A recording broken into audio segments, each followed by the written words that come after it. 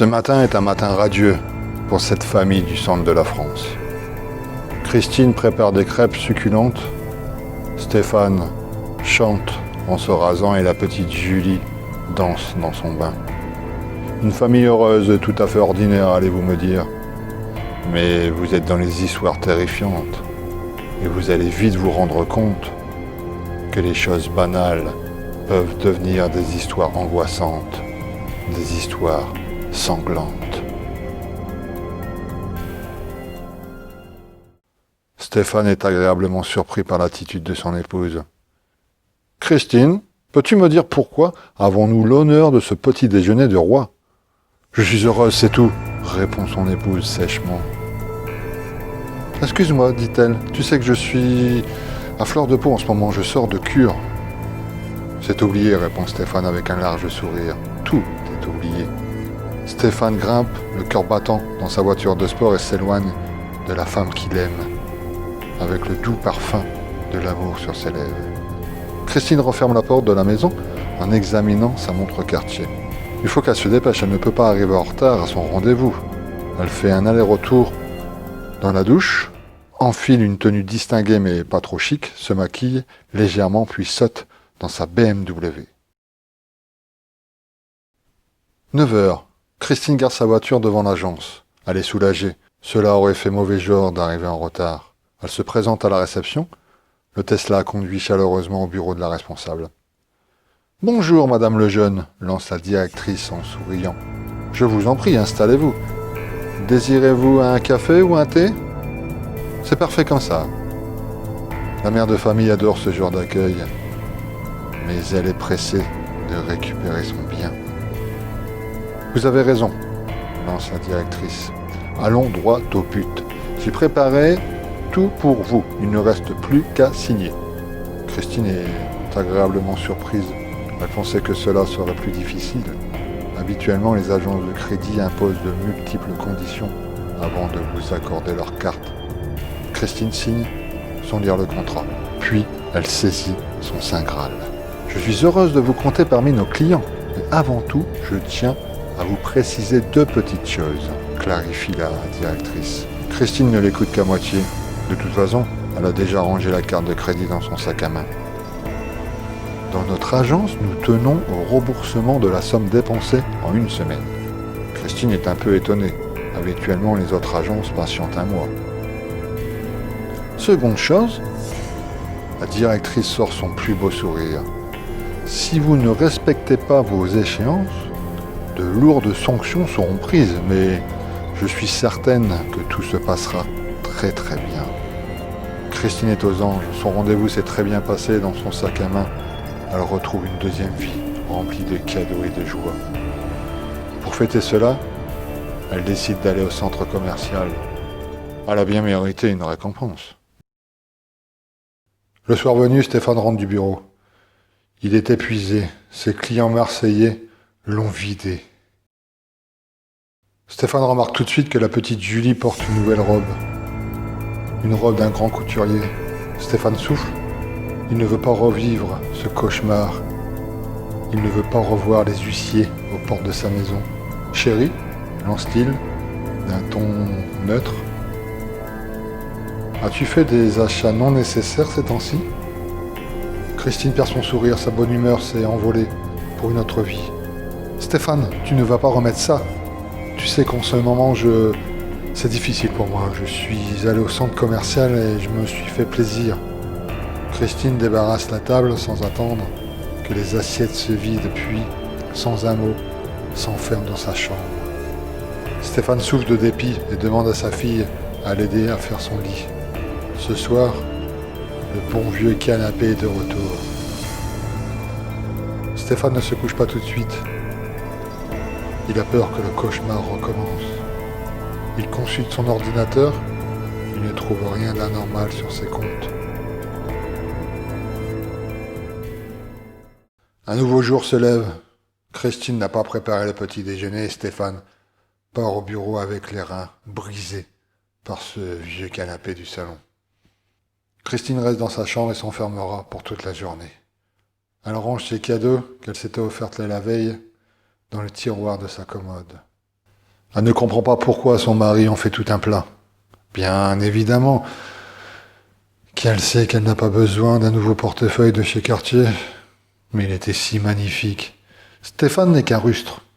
Il ne reconnaît pas les belles choses. Elle range également sa nouvelle robe de soirée. Subitement, la mauvaise conscience lui martèle le crâne. Elle respire un long moment et décide de se reprendre. C'est une superbe journée, le soleil brille de ses mille feux. C'est un temps magnifique pour faire du shopping. Le centre-ville brille de ses mille feux. Les boutiques étincellent de beauté. Christine est en joie. Elle a l'impression de revivre. Il faut dire que ces derniers temps ont été rudes pour elle. Elle peut maintenant se faire plaisir grâce à cette nouvelle carte de crédit. Elle peut dépenser tout l'argent qu'elle ne possède pas. Le soir venu, Christine ouvre la porte de sa villa avec son plus beau sourire. Cette journée fut fantastique. Elle a certes dépensé des fortunes, mais cela lui a fait un bien fou. Elle pose ses courses sur le canapé du salon et elle s'étonne de ne pas y trouver sa fille. « Julie !» crie-t-elle. « Maman est rentrée. » Christine monte en premier et tout à coup son cœur se déchire. La chambre de Julie n'est plus. À la place, c'est un bureau. Certainement le bureau de son mari. Si c'est une blague, elle est de mauvais goût, pense Christine. Elle redescend au salon, prend son smartphone et contacte immédiatement son époux. « Allô Stéphane ? Oui mon amour, peux-tu me dire où est notre fille et pourquoi as-tu mis ses affaires dans sa chambre ?» Stéphane ne répond pas tout de suite. Il a l'air surpris. Il se racle la gorge et essaie de garder son calme. « Christine, nous n'avons pas de fille. Tu n'as jamais voulu avoir d'enfant. Si c'est une blague, j'ai passé l'âge. Dis-moi où est ma fille. » « Ok, donne-moi 20 minutes le temps de boucler un dossier, j'arrive. » Christine raccroche. Au même instant, un message s'affiche sur son téléphone. C'est l'agence de crédit. L'agence lui rappelle qu'elle n'a pas respecté son engagement. Ses premiers achats n'ont pas été remboursés et de lourdes sanctions ont été prises. 30 minutes plus tard, Stéphane rentre à la maison. Il trouve sa femme assise à même le sol. Elle pleure sur les albums de photos de famille. Stéphane s'approche doucement. « Chérie, ça va ? Je ne trouve pas notre fille sur les photos. C'est comme si elle n'avait jamais existé. » Stéphane s'accroupit et la prend dans ses bras. « Si maintenant tu veux faire des enfants, ça ne me pose aucun problème. J'ai toujours adoré les filles. Mais nous avons une fille. » À l'extérieur, une voiture se gare sur l'allée. Stéphane regarde sa montre. « Ah, c'est le docteur Pablo. Je l'ai contacté tout de suite après ton appel. » Le visage de Christine rougit de colère. Elle gifle son mari et le pousse violemment sur le côté. Si personne ne veut lui dire où est sa fille, elle la cherchera elle-même. Elle enfile son blouson, cherche les clés de sa voiture dans son sac à main. Il n'y a pas de clé. « Que cherches-tu encore ?» demande Stéphane. « À ton avis, réplique méchamment Christine, je cherche mes clés de voiture. Tu ne les aurais pas vues par hasard ? Chérie, tu n'as pas le permis de conduire, tu n'as jamais eu de voiture. » Le sac à main tombe sur le sol. Christine aussi. Stéphane dépose un doux baiser sur le front de son épouse et la laisse se reposer dans la chambre à coucher. Le docteur Pablo conseille du repos. Pour lui, il n'y a rien de grave. Cela est dû aux inquiétudes de la vie moderne. Stéphane redescend au salon, voit le sac à main de son épouse sur le sol, le saisit et découvre par hasard un courrier de l'agence de crédit. La lettre n'est pas ouverte. Christine n'a pas eu le temps de la lire. Stéphane l'ouvre sans tarder. « Bonjour madame, le jeune. Vous avez une seconde fois oublié de régler votre dépense. Nous avons encore été dans l'obligation de prendre des graves sanctions, comme le stipule le règlement. » Encore des problèmes d'argent. Stéphane comprend un peu mieux ce qui arrive à sa femme. Pour cacher ses problèmes d'argent, Christine s'est inventée une vie. Une fille, une voiture et certainement plein d'autres choses. Stéphane se sert un double whisky et en même temps s'interroge sur cette curieuse phrase de l'agence. Nous avons encore été dans l'obligation de prendre des graves sanctions, comme le stipule le règlement. Il décide d'appeler. Il compose le numéro indiqué sur la lettre. Ça sonne. Il raccroche. Il a changé d'avis. Finalement, ce n'est pas important. C'est sûrement une sorte d'agio. Il fera un chèque plus tard, comme d'habitude. Christine se réveille en sursaut. Elle a la bouche pâteuse et une migraine du tonnerre. Elle se lève, enfile une tenue décontractée et descend sans se faire remarquer. Elle prend les doubles des clés de la voiture de son mari et sans bruit referme derrière elle la porte principale. Elle pénètre à l'intérieur de la Porsche, démarre et s'enfuit sans se retourner. Christine sait qu'elle n'est pas folle. Elle veut retrouver sa fille à tout prix.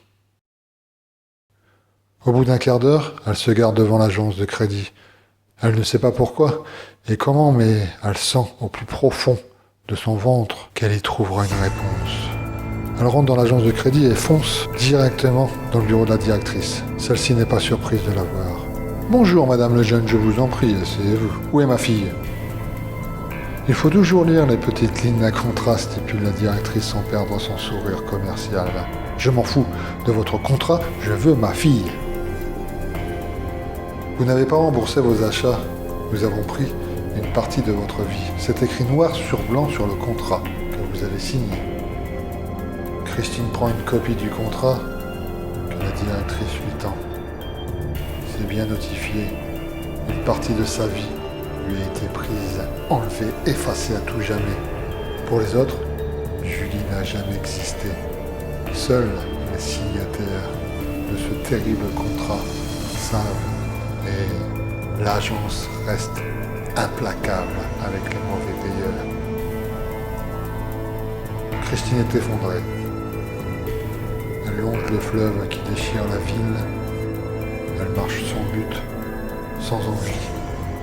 Elle a perdu une partie de sa vie pour un sac à main, pour une jolie robe et d'autres trucs qui lui semblent désormais sans intérêt. Elle décide de rentrer dans un bar et se jeter plusieurs whisky. Elle paie avec cette maudite carte de crédit et achète également des cigarettes et des pastilles à la vente. Après quelques verres, Christine sort du bar. La Porsche a disparu. Il ne manquait que cela, se dit-elle. Elle appelle un taxi. Elle paiera avec cette maudite carte de crédit. Arrivée dans sa rue, elle découvre que son mari a disparu. Sa maison aussi. Christine restera toute sa vie avec ses regrets, mais cela ne remboursera pas ses dettes.